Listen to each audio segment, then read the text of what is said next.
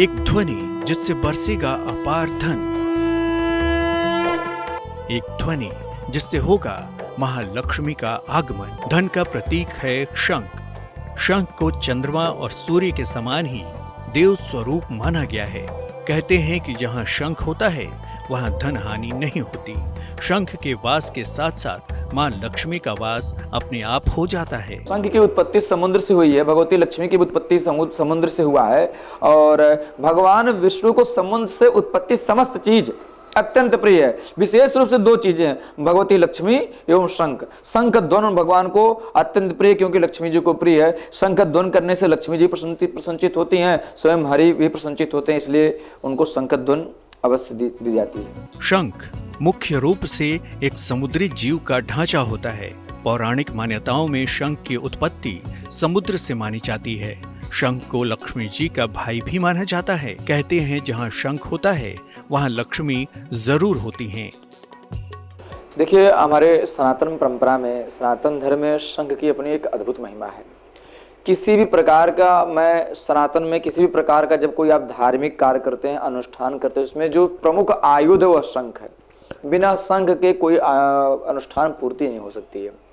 हमारे जो देवता हरि हैं, कृष्ण हैं, हनुमान जी हैं, राम जी हैं, जितने प्रकार के समस्त देवता हैं, सबके पूजन में शंख का अनिवार्यता है। हम इनका जब हम अनुष्ठान करते हैं, आरती इत्यादि कृत करते हैं, उसमें शंख का प्रयोग करते हैं। शंख के चमत्कार असीम हैं। शंख समुद्री जीव का वो ढांचा होता है जिसे भारतीय संस्कृति में महत्वपूर्ण स्थान प्राप्त है। शंखनाद के द्वारा ऐसा शास्त्र कहता है, विज्ञान भी इस बात को मानता है, शंख के ध्वनि से जो ध्वनि निकलती है, उसमें तरंगे निकलती हैं, नकारात्मक ऊर्जा नष्ट हो जाता है।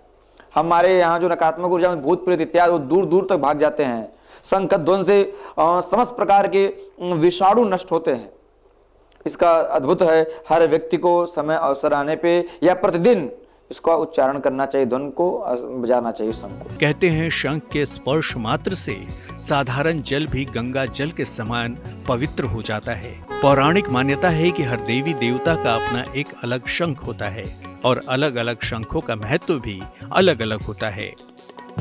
शंख तीन प्रकार के होते हैं, वामावर्त शंख, दक्षिणावर्त शंख और मध्यावर्त शंख। वामावर्त शंख जो होता है जिसको हम स्वयं साक्षात विष्णु के रूप में हम देखते हैं। दक्षिणावर्त शंख जिसको हम बजा नहीं सकते, बजाने की उसकी व्यवस्था नहीं है, वह साक्षात लक्ष्मी का स्वरूप होता है। और जो मध्यावर्त जिनके मुख बीच से होता है, यह शंख स्वयं साक्षात गणेश जी का माना जाता है। यह अत्यंत प्रिय है भगवान हरि को और सभी देवताओं को प्रिय है। शंख की आकृति के आधार पर आमतौर पर इसके तीन प्रकार माने जाते हैं। पहला दक्षिणावर्ती शंख, दूसरा मध्यावर्ती शंख और तीसरा वामावर्ती शंख। भगवान विष्णु का शंख दक्षिणावर्ती है और लक्ष्मी जी का वामावर्ती। वामावर्ती शंख अगर घर में हो तो धन की कमी नहीं होती। जानकारों की माने तो पापों का नाश करने वाला है शंख। तो आप भी अपने पूजा स्थान में शंख स्थापित कीजिए, इसका पूजन और प्रयोग कीजिए। इससे केवल धन की ही नहीं बल्कि आपकी हर तरह की कामनाओं की पूर्ति होगी और आपके घर पर सदैव बनी रहेगी माँ लक्ष्मी की कृपा। एस्ट्रो तक ऐप पर आपको मिलेगा भविष्य से जुड़े हर सवाल का जवाब। डाउनलोड कीजिए एस्ट्रो तक ऐप और चुटकी में जुड़िए इंडिया के बेस्ट एस्ट्रोलॉजर से।